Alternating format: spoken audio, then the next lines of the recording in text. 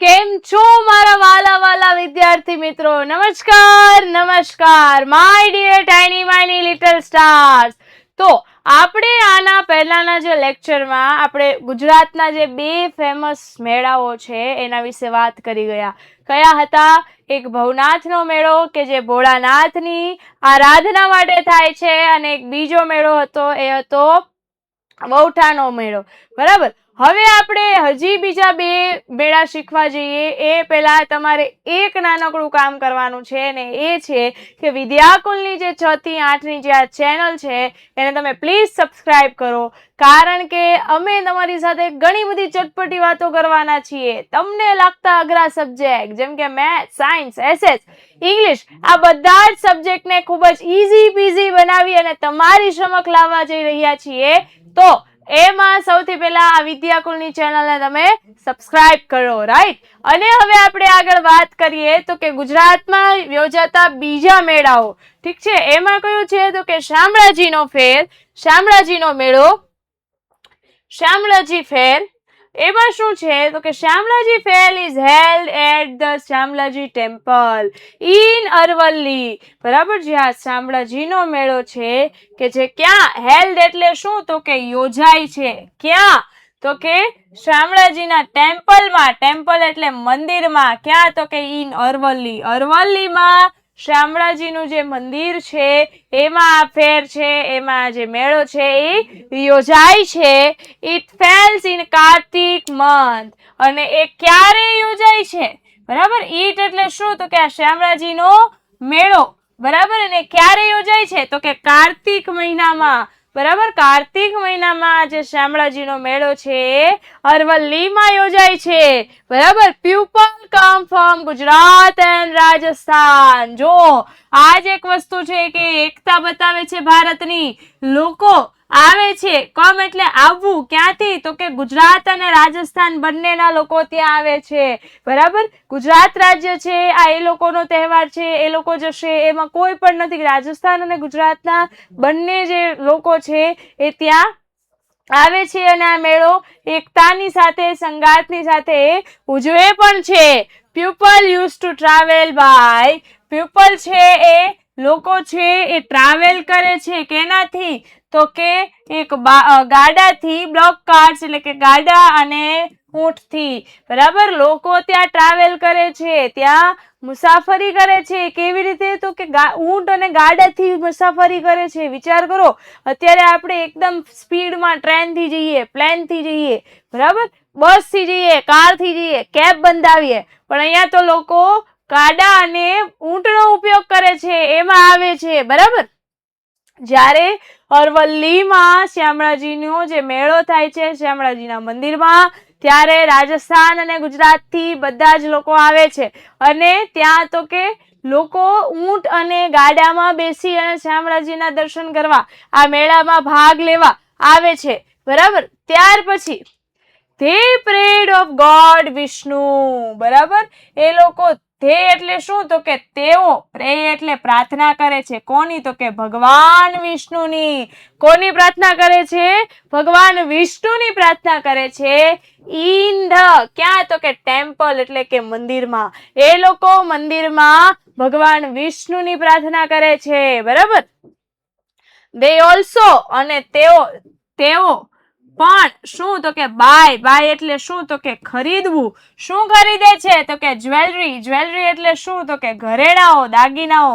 Clothes એટલે કપડા. And craft. Craft એટલે કે ઘર શણગારની જેટલી પણ વસ્તુ હોય કે એમાં બેસ્ટમાંથી બેસ્ટ બનાવી હોય, અથવા તો મટીરિયલનો ઉપયોગ કરી અને એનો શણગાર કર્યો હોય.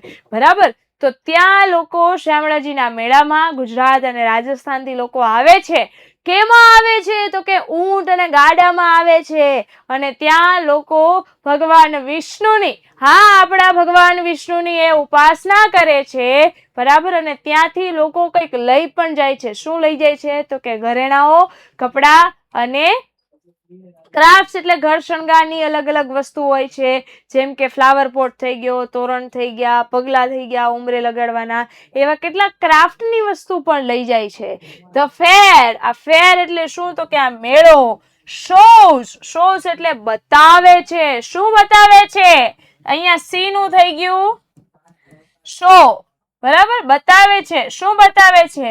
ડિવોશન એટલે શું? તો કે ભક્તિ, બરાબર. ડિવોશન એટલે શું? તો કે ભક્તિ, કે આપણે જે ભગવાન આપણે જે ભગવાન પ્રત્યે જે ભક્તિ છે આપણામાં એ બતાવે છે. ટ્રેડ એટલે શું? તો કે વ્યાપાર. એન્ડ અને એનિમલ ટ્રાવેલ એટલે કે પ્રાણીઓ દ્વારા જે તમે સફર કરીને આવ્યા છો એ. આ મેળો એવું સાબિત કરે છે, એવું બતાવે છે. શું? તો કે લોકોમાં ભગવાન વિષ્ણુ પ્રત્યે કેટલી જે ભક્તિ છે એ, બરાબર, જે ભગવાન વિષ્ણુ છે એના પ્રત્યે કેટલી ભક્તિ છે એ. બીજું શું બતાવે છે? તો કે વ્યાપાર, કેવો વ્યાપાર છે, ત્યાં કઈ કઈ રીતે વ્યાપાર થાય છે. અને ત્રીજું કે એટલી દૂરથી પ્રાણીઓ દ્વારા સફર કરે છે. વિચાર તો કરો, થાકી નહીં જતા હોય? પ્રાણી નહીં થાકી જતું હોય? કે જે ઊંટ છે એ થાકી નહીં જતું હોય? પણ એમ છતાંય ભગવાનની ભક્તિ કેટલી, ભગવાન પ્રત્યે શ્રદ્ધા કેટલી, કે દૂર દૂરથી ભગવાનના દર્શન કરવા આવે છે. ઇટ કનેક્ટ એટલે શું? તો કે જોડવું. શું જોડે છે? તો કલ્ચર એટલે સંસ્કૃતિ ઓફ ગુજરાત એટલે કે ગુજરાત પ્રત્યે જે સંસ્કૃતિ છે, અને રાજસ્થાન એટલે કે રાજસ્થાન અને ગુજરાતની જે સંસ્કૃતિ છે એને જોડવાનું કામ કરે છે, બરાબર. અહીંયા બંને અલગ અલગ જાતિના, અલગ અલગ સ્થાનના, અલગ અલગ ધર્મ ધરાવતા, ધર્મ તો નહીં પણ અલગ અલગ પહેરવેશ ધરાવતા, અલગ અલગ ભાષા ધરાવતા આ બંને લોકો એક સાથે એકતાકમાં આ જે મેળો છે, શામળાજીનો મેળો, કે જે અરવલ્લીમાં શામળાજીના મંદિરમાં થાય છે, એકતા સાથે ભગવાનની ભક્તિ કરે છે. આ ભક્તિ બતાવે છે, શ્રદ્ધા બતાવે છે. અને આટલી દૂર એક પ્રાણીનો સહારો લઈ અને ભગવાનના મંદિર સુધી પહોંચવું એ કોઈ નાની વાત નથી. તો આ જે મેળો છે ઈ લોકોની શ્રદ્ધા બતાવે છે, રાઈટ. ત્યાર પછી હવે કયો મેળો છે? તો કે માધવપુરનો મેળો, બરાબર. આજે માધવપુરનો મેળો છે. આમ જોવા જઈએ તો આપણે દરેક તહેવાર અને ગુજરાતમાં યોજાતા ઘણા બધા જે મેળાઓ છે એ બધું જ આપણે ભગવાનની ઉપાસનામાં કરીએ છીએ, ભગવાનની ભક્તિમાં, ભગવાનની યાદમાં કરીએ છીએ, રાઈટ. અને એમાં પણ આપણને એક અનેરો જ આનંદ આવે છે. દરેકને આવે છે કે નહીં? બરાબર. આપણે સૌથી પહેલા જન્માષ્ટમી ઉજવીએ છીએ, ભગવાન કૃષ્ણનો જન્મોત્સવ. પછી તો કે ગણેશ ચતુર્થી, જેમાં ગણપતિ, બરાબર, આપણે ગણપતિને આપણા ઘરમાં કે આપણા આંગણમાં 10 દિવસ રાખીએ છીએ અને એમની ભક્તિ કરીએ છીએ, પૂજા કરીએ છીએ, ને એમાંય આપણને અનેરો આનંદ આવે છે, બરાબર. પછી આપણે નવરાત્રિમાં અંબેની પૂજા કરીએ છીએ. ત્યાર પછી તો કે નવરાત્રિમાં આમ જોવા જાય તો દરેક જે આપણી માતાઓ છે દરેકને આપણે યાદ કરીએ છીએ એમની આરતીમાં, બરાબર. એ જે આપણે જ્યારે ગરબો કરતા હોઈએ છીએ, જે ગરબાના ગીતો હોય છે જૂના, એમાં આપણે દરેક માતાજીઓને યાદ કરીએ છીએ. પછી તો કે દિવાળી આવે છે, કે જેમાં આપણે આપણા ઈષ્ટદેવને યાદ કરીએ છીએ, બરાબર. તો એવા દરેક તહેવારોમાં આપણે આપણા ભગવાનને યાદ કરીએ છીએ, ભગવાનની ભક્તિ કરીએ છીએ, અને એમાં પણ આપણને અનેરી જ મીઠાશ આવે છે, અનેરો જ આનંદ આવે છે, બરાબર. તો ગુજરાતમાં મેળાઓ પણ યોજાય છે, અને એ કોઈ ના કોઈ ભગવાનની ભક્તિ માટે યોજાય છે. હવે શું છે? તો કે માધવપુર ફેર, બરાબર. માધવપુરનો મેળો ઇઝ હેલ્ડ એટલે શું? તો કે યોજાય છે. ક્યાં? ઇન માધવપુર વિલેજ, માધવપુર ગામડામાં માધવપુર નો ફેર છે ઈ યોજાય છે. માધવપુરનો મેળો છે ઈ યોજાય છે. માધવપુર વિલેજ ક્યાં આવ્યું? તો કે નિયર એટલે શું થાય? તો કે નજીક. કોની નજીક? પોરબંદરની નજીક માધવપુરનો મેળો, માધવપુરનું ગામ છે એમાં માધવપુરનો મેળો યોજાય છે. પોરબંદર નજીક એક માધવપુર નામનું નાનકડું ગામ છે કે જેમાં માધવપુરનો મેળો યોજાય છે.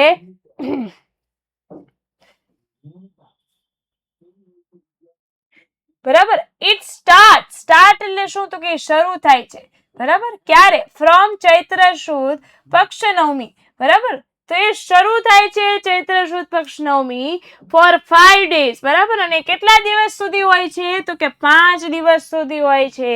Villagers and devotees of god Krishna એટલે કે માધવપુરના ગામના વાસીઓ અને એમના જે ભક્તો છે. કોના ભક્તો? તો કે ભગવાન કૃષ્ણના, બરાબર. જે ભગવાન કૃષ્ણ છે એના ભક્તો છે, ટેક પાર્ટ ઇન ઇટ, એ આ મેળામાં ભાગ લે છે. આ માધવપુર ગામમાં જે પોરબંદરની નજીક આવ્યું છે એમાં માધવપુરનો જે મેળો છે એ યોજાય છે અને એમાં ગામના લોકો અને તો કે ભગવાન કૃષ્ણના જે ભક્તો છે એ આ મેળામાં ભાગ લે છે. બરાબર. The fair celebrates the marriage of Krishna and Rukmani. હવે આપણને આ એ ખબર પડી કે આ મેળો યોજાય છે શા માટે. તો કે આ જે ફેર છે, ફેર એટલે શું? તો કે મેળો. એ જે આયોજવામાં, મજા લેવામાં, ઉજવવામાં આવે છે. બરાબર. આ જે મેળો છે એ ઉજવવામાં આવે છે શેના માટે? ધ મેરેજ એટલે શું? તો કે લગ્ન, વિવાહ. કોના? તો કે ભગવાન કૃષ્ણ અને રૂકમણીના. જે ભગવાન કૃષ્ણ અને રૂકમણી હતી એમના વિવાહ હતા. એ વિવાહને એમને જે યાદમાં કે એમની ભક્તિમાં આ મેળો છે એ યોજાય છે. ક્યાં? તો કે માધવપુર ગામમાં, જે પોરબંદર નજીક છે. બરાબર. ગામના લોકો અને કેટલાક ભક્તો એમાં ભાગ પણ લે છે. People do garba. લોકો છે એ શું કરે છે? તો કે ગરબા કરે છે. લોકો શું કરે છે? ગરબા કરે છે. સિંગ એટલે શું? તો કે ગાવું. શું ગાય છે? તો કે સોંગ. બરાબર. લોકો ત્યાં ગરબા કરે છે, આનંદ કરે છે, ગીતો ગાય છે. એન્ડ વિઝિટ એટલે શું? તો કે મુલાકાત લે છે. કલરફુલ શોપ્સ એટલે ત્યાં રંગબેરંગી અલગ અલગ વસ્તુઓની જે દુકાનો હોય છે એ અલગ અલગ વસ્તુઓની દુકાનોની મુલાકાત લે છે. One can by. અહીંયા એમાં કેન બાય ટોયસ, એમાં લોકો રમકડાઓ ખરીદે છે. સ્નેક્સ એટલે નાસ્તો ખરીદે છે અને ક્લોથ્સ એટલે કપડાઓ ખરીદે છે. બરાબર. એ મેળામાં લોકો તો કે ગરબા લે છે, રમે છે, ગાય છે. બરાબર. મજા કરે છે અને અલગ અલગ જે રંગબેરંગી દુકાનો છે એમાં મુલાકાત પણ લે છે. બરાબર. ત્યાં તો કે એ લોકો રમકડાઓ ખરીદે છે. સ્નેક્સ એટલે શું? તો કે નાસ્તો ખરીદે છે અને બીજું તો કે અલગ અલગ રંગબેરંગી કપડાઓ પણ ખરીદે છે. ધ ફેર એટલે શું? તો કે મેળો.